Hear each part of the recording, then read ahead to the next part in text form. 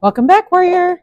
We are in 3rd Nephi chapter 1, and it's exciting because it's always exciting when you start a new book, right? Because it feels like progress, and progress feels good.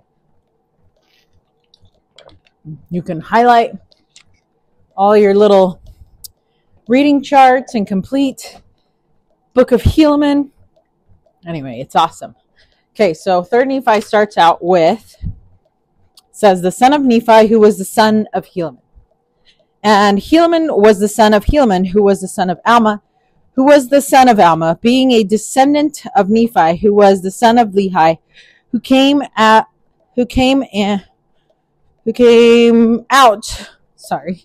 of Jerusalem in the first year of the reign of Zedekiah, the king of Judah. Okay, let's turn on the light here. Not that that did hardly anything. Okay, except this light is not nice to me. Okay, it's kind of like that flickering light. Not cool. I don't know why it's doing that. All right. Nephi, the son of Helaman, departs out of the land, and his son Nephi keeps the records. Though signs and wonders abound, the wicked plan to slay the righteous.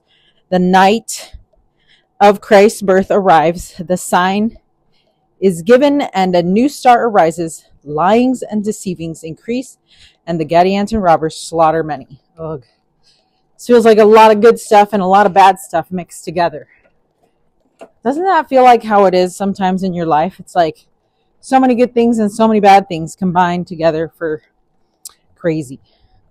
Okay. So here we go. So this is Nephi the second, named after his father. Okay. Also, what's pretty wild is Samuel the Lamanite prophesied, and he prophesied all these visions, or prophesied that things were going to happen for Christ's birth and for Christ's death, and they were going to see signs. And then Samuel the Lamanite left. So there were like no people to ask questions to, or he was gone. So you couldn't be like, let me stick around and see if I can talk to him. You know how sometimes you go to see like a speaker or see someone give a talk and you really like it, so you like want to go up to them after and talk to them. Yeah, you couldn't do that with Samuel the Lamanite. And then it looks like it says, oh, you know what? Maybe. Oh yeah. So in verse 2, we're going to get there. I'll talk about it when we get there. So it says, and now it came to pass that the 91st year had passed away, and it was 600 years from the time that Lehi left Jerusalem. And it was in the year that Lyconius was the chief judge and the governor over the land. And Nephi, the son of Helaman, had departed out of the land of Zarahemla, giving charge unto his son Nephi, who was his eldest son, concerning the plates of brass and all the records which had been kept, and all those things which had been kept secret from the departure of Lehi out of Jerusalem. So Nephi, who had been baptizing everybody and ministering and converting peeps, also left. So Samuel the Lamanite just busted out all this stuff, and now there's nobody that you can talk to that was there.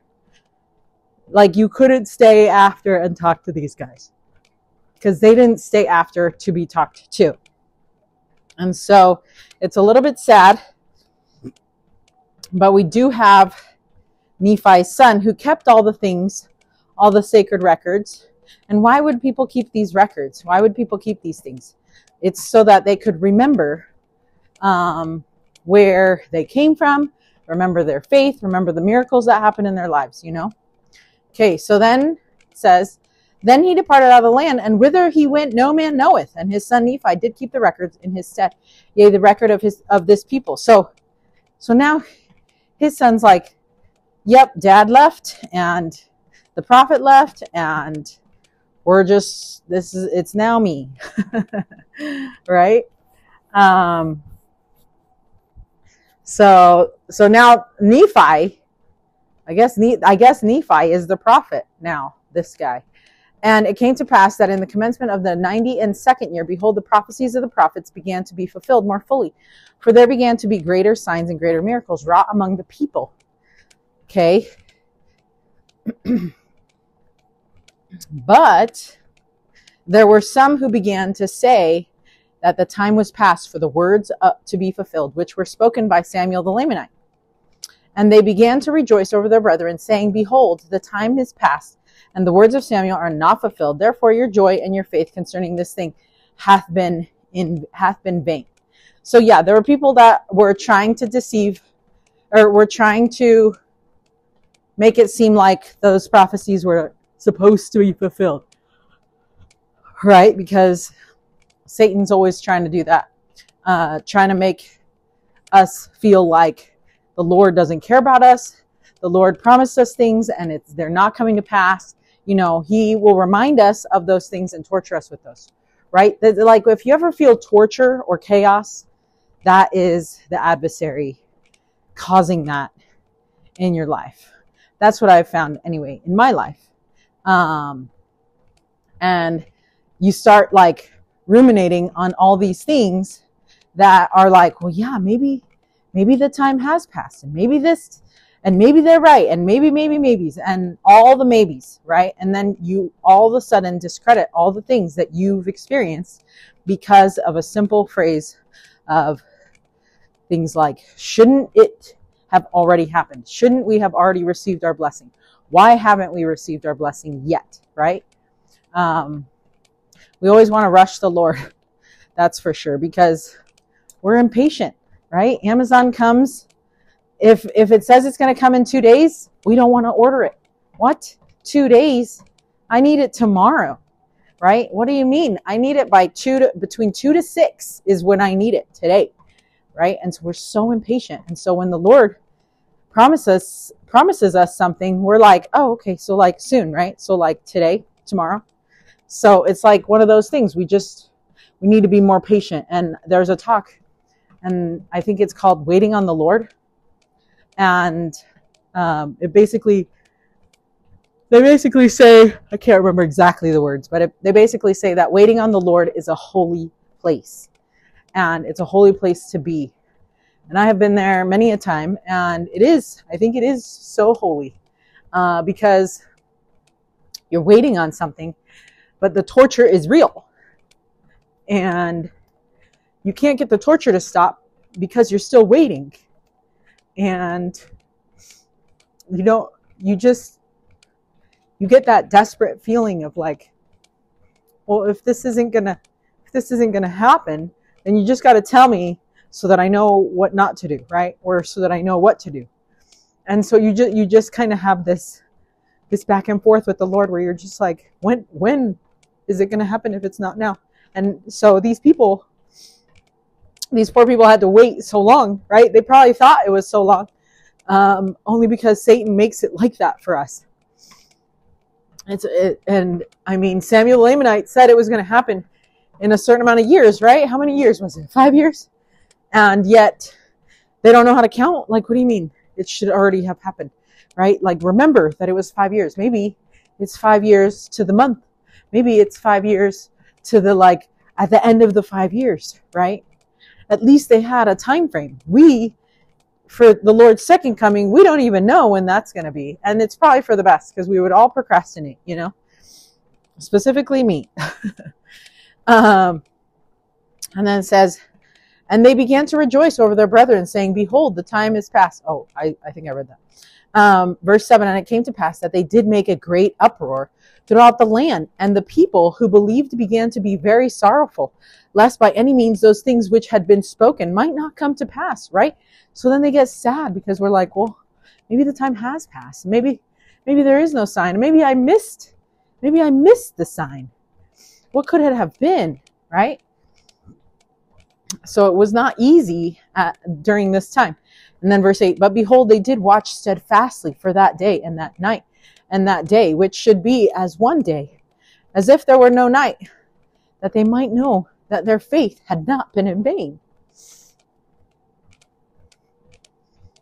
And then you probably wonder, did I sleep too long one day?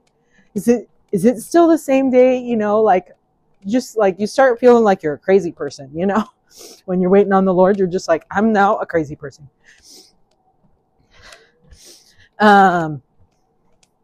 They had extreme persecution Verse 9, it says, now it came to pass that there was a day set apart by the unbelievers, that all those who believed in those traditions should be put to death, except the sign should come to pass, which had been given by Samuel the prophet. What would you do? Right? Now it came, and what would you do if they said that by this day, if it doesn't happen, y'all are dying?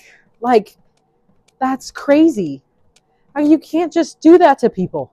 But that's what they were doing, because these people are wicked and making bad choices. And so they're listening to Satan. So, of course, Satan's trying to frustrate the Lord's plan, because if the Savior is going to be born, then, of course, it's a big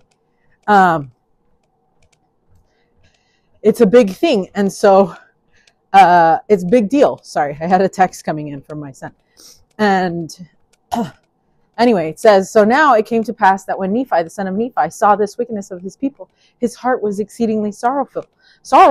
Yeah, so now there's people, like, not only is our faith being tested, right? Like, just because we don't get to see the sign, but now it's like, oh, good.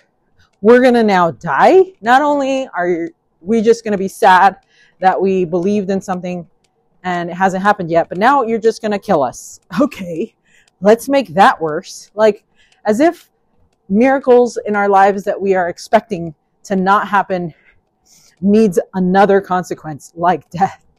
Anyway, like, it's just so hard. Clark and I got to teach this lesson on Sunday and in Sunday school, and it was so crazy. We asked the question, what would you do? You know, some people were like, yeah, we would just basically say that we didn't believe and then we'd be fine. Right? And I mean, my word is not bound. Like, sadly, I am not like super dependable with my words. I'm like giving threats all the time and they don't happen because I'm trying to be nice or whatever. Like, I'll be like, if you don't clean up these Legos, I'm going to throw them all away while you're sleeping. Guess what happens? I don't throw them away and they're still a big mess. So, like, my word is not like sure or anything, you know, which is sad. I'm working on it. But these people, like, if they didn't deny these things, they would be put to death. And so if they denied it, that was like for real, something like their word was their bond, and they believed it and they honored their word. Right. And so anyway, so let's see what else is happening. And it was serious. So they couldn't just pretend. Oh, and then there were some other peeps that said they would fast and they would read the scriptures. They would visit their family members. They would, what else would they'd be sad, you know, all these things. And I was like, yeah, that's so true. And then it says verse 11. Oh, wait, hold on. Okay, yeah. Okay, so is it verse 11? Yeah.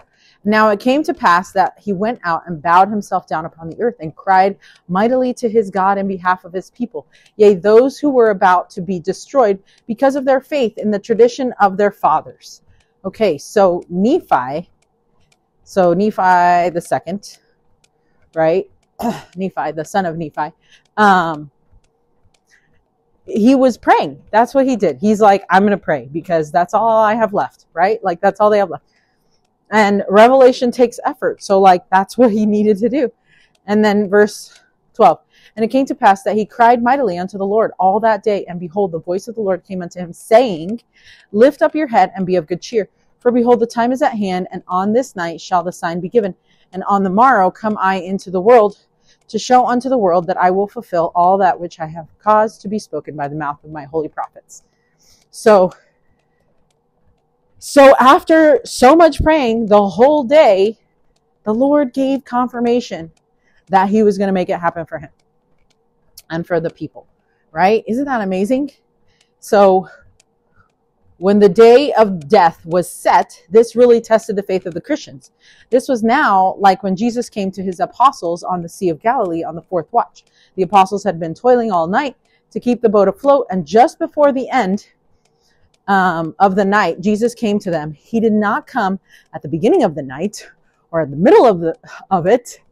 He came at the very end, after they had been bailing water all night, and their arms would have been exhausted of strength, and after they would have feared going down in the middle of the Sea of Galilee with no one able to see they were in trouble from the shore. That is when Christ came to them. And he came to them walking on water. So this was the Nephites' fourth watch. They would have had to really weigh their faith. It was all on the line now. If they said they no longer believed, then perhaps their lives would be spared. But behold, they did watch steadfastly. That says a lot about how prepared they were spiritually. When the storm became a tempest, they were planted on the rock of their Redeemer. Okay, I love that so much. And then when the date set and the lives of their families threatened, Nephi went to pray and prayed mightily. In prayer, notice that the Lord's first message was to Nephi was that to be of good cheer. The road had been rough for the believers, but the Lord was coming. He had always been coming. And he did. And the next day, the sign finally came, right? So verse 13 and 14, it says, Behold, I come unto my own to fulfill all things, which I have made known unto the children of men, from the foundation of the world, and to do the will both of the Father and of the Son, and of the Father because of me, and of the Son because of my flesh. And behold, the time is at hand, and this night shall the sign be given. And isn't that awesome? Like, he prayed and it was like right then. The Lord comes just in the nick of time when we're like running low, running out, feeling like we can't go further, like this is it, right? And he comes. And I shared this during the lesson. I said, I think it's President Hinckley. He said, if it's going to all work out in the end, if it hasn't worked out, it's not the end. And I'm like, okay then, right? And it's true, like the Lord is always coming at the last minute in the nick of time just to save us, right? And I love that and I hate that. I love that because we were like so desperate we needed him, you know, that was the time. Flora often says, Mom, the time is now when we have to leave and stuff. But yeah, like the Lord, he came right in the nick of time. And I mean, I'm always late, and like it's just one of those things, and I wait till the last minute always, and I always joke around like I'm just trying to be like Jesus because he always waits till the last minute. But it's like not funny, you know what I mean? It's like funny but not funny. And verse 15 says, And it came to pass that the words which came unto Nephi were fulfilled according as they had been spoken. For behold, at the going down of the sun there was no darkness, and the people began to be astonished because there was no darkness when the night came. Wouldn't that be awesome? It's like, yes, I would have been rejoicing. It would have been amazing. And there were many who had not believed the words of the prophets, who fell to the earth and became as if they were dead. For they knew that the great plan of destruction they had laid for those who believed in the words of the prophets had been frustrated, for the sign which had been given was already at hand. Isn't that awesome? And they were just mad. They fell to the ground because they probably thought that same fate was coming to them. I think it should, but since Christ was coming, it was be of good cheer, right? That was when Christ comes. That's when we can rejoice. And they began to know that the Son of Man must shortly appear, yea, in fine, all the people upon the face of the whole earth, from the west to the east, both in the land north and in the land south, there were so exceedingly astonished that they fell to the earth. For they knew that the prophets had testified of these things for many years, and that the sign which had been given was already at hand. And they began to fear because of their iniquity and their unbelief. Verse 19, And it came to pass that there was no darkness in all that night, but it was as light as though it was midday. And it came to pass that the sun did rise in the morning again, according to its proper order. And they knew that it was the day that the Lord should be born, because of the sign which had been given. And it had come to pass, yea, all things, every whit, according to the words of the prophets. And it came to pass also that a new star did appear according to the word. Ooh. Loving it. Okay, so there had now been an undeniable sign. There had been signs all along, but they were not convincing enough for those who did not have eyes to see. But now the sun had gone down and it remained light. No excuse could explain that sign being anything other than what Samuel had prophesied, right? So now everything else Samuel had said must be true also. And so they began to know that the Son of God must shortly appear. Notice in verse 18 that these prophecies were known to the people. They were not hidden or secret. They knew what the prophecies were and they knew what they meant. So when this great sign finally came, their thoughts went straight to the rest of the prophecies Samuel had given about their coming destruction unless they repent.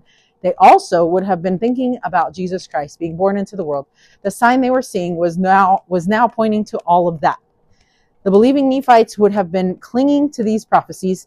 The unbelieving simply knew of them, but now the night remained light, and this meant joy to the believers and concern for the unbelievers. What a moment for the believers to share and testify to the others, right? It would have been so awesome to be there. I'm sure we were there. Maybe we were all the lights that were illuminating the darkness that it didn't get light. That's what I'm going to pretend. What a moment to clarify who Christ was and why this was all good news.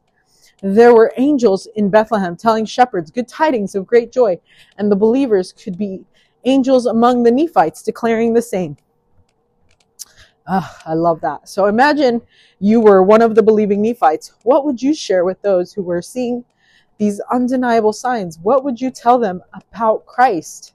And how can you share those same truths with those around you today? Oh man, just like if we center our lives around Christ, and everything will work out, right? Okay, so verse 22 to 30. And it came to pass that from this time forth there began to be lying sent forth among the people by Satan, of course, to harden their hearts to the intent that they might not believe in those signs and wonders which they had seen. Notwithstanding these lyings and deceivings, the more part of the people did believe and were converted unto the Lord.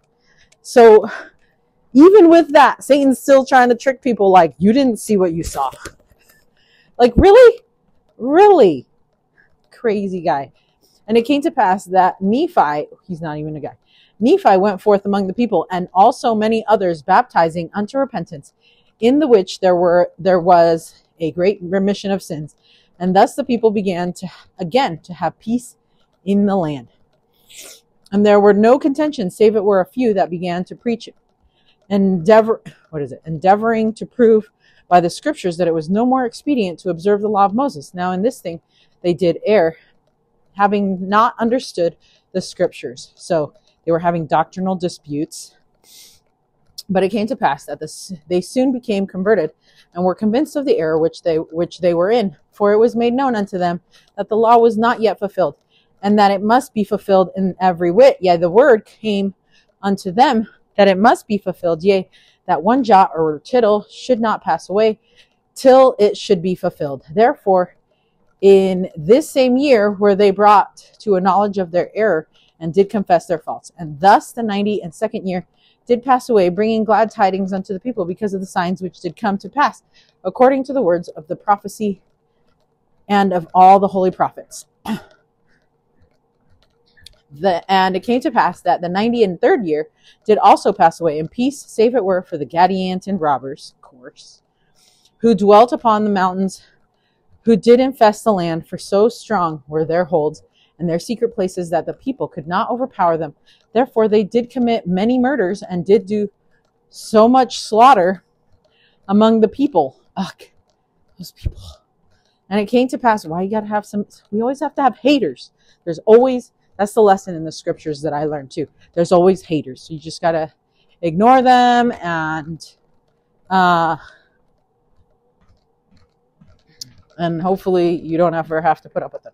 And it came to pass that in the 94th year, they began to increase in a great degree, because there were many dissenters of the Nephites who did flee unto them, which did cause much sorrow unto those Nephites who did remain in the land. And there was also a cause of much sorrow among the Lamanites, for behold, they had many children who did grow up and began to wax strong in years, that they became for themselves and were led away by some who were Zoramites, by their lyings and their flattering words, to join those Gadianton robbers. Dang, it's sad. The young peeps would get led away. And thus were the Lamanites afflicted also, and began to decrease as their faith and righteousness, because of the wickedness of the rising generation. The wicked rising generation. That's the worst. We don't want wicked rising generation. We want awesome rising generation, because our rising generation is awesome. But Satan tricks them. We can't allow that to happen. Okay, Hugh Nibley says this, quote, "But a new threat arose. The criminal element took to the hills, and their established threats were where they built up strength from dissenters joining them until they were able to reestablish the Gadianton organization. Terrorism was the name of the game. From their secure places, they would strike and withdraw, making a special effort to kidnap, especially women and children, to assure the permanence of their society. At the same time, Zoramite recruiters brought a host of young Nephites into the organization by the prospect of such things as romantic adventure, gaudy makeup, danger, loot, and license to kill. Soldiers of fortune also flocked to the camps." End quote. Ooh, that's crazy. The Prophetic Book of Mormon is the book that Hugh Nibley wrote, and it's on page 555. So that's crazy. It makes sense though, because that they could recruit the young. Because if you think about it, the young don't like to listen to their parents, and the only other people around are leaders. But if there's not very many leaders, and the leaders are all getting becoming dissenters, then who's left? It's like either mom and dad or these cool people, right? Who like have a romantic adventure and awesome makeup. They always make evil people look so cool in the movies. Have you noticed that? Because evil people look cool. Because I guess it's because non-evil people have so much confidence in the Lord and have confidence with the Lord that we don't feel like we need to do that. And so we always look like not as cool as the other peeps. I don't know. That's just what I think, I guess. Like, we're good on the inside. So like when you have that confidence with God, you don't need to do all the external stuff that the superficial external things that people do. I don't know why the people making the bad choices get to look the coolest. I don't make the rules here, okay? Sister Kathleen H. Hughes says this, quote, "We must be on guard so that we do not become for ourselves." That's an interesting phrase. It implies to me that they looked to themselves first and indulged desires that prophets had warned them to avoid. They yielded to Satan's enticements and allures. At some point in our lives, each of us must make the choice to embrace our faith or to dwindle in unbelief or to willfully rebel against the gospel of Christ. End quote. Ooh, yep, true that. Sister Kathleen H. Hughes, Ensign, February 2010. Okay, so we are at the end. What does that mean every whit of the prophecies will come to pass? Like, to me, that means all of them, like every single one. And what do you learn about Satan in verse 22? 22, we'll go back. 22. Anyways, Swifties there. It says, "And it came to pass that from this time forth there began to be lyings sent forth among the people." So Satan lies to harden the hearts to the intent that they might not believe in those signs and wonders which they had seen. He also is gaslighting them and probably trying to say like that they invented stuff in their minds and that it didn't really happen. Notwithstanding these lyings and deceivings, the more part of the people did believe and were converted unto the Lord. So lyings, deceivings, Satan's going to do that in our lives. And then what did the children of the Lamanites do wrong? What can we learn from this? Well, they listened to the wrong peeps. They were tricked, right? Okay, we're going to do our Read It, Live It. Okay, I really like this one. It says, "After waiting and waiting, the Lord tells Nephi, on the morrow come I into the world. The day will come when God will fulfill all he has promised to you too." I should read that again because I did not read that right.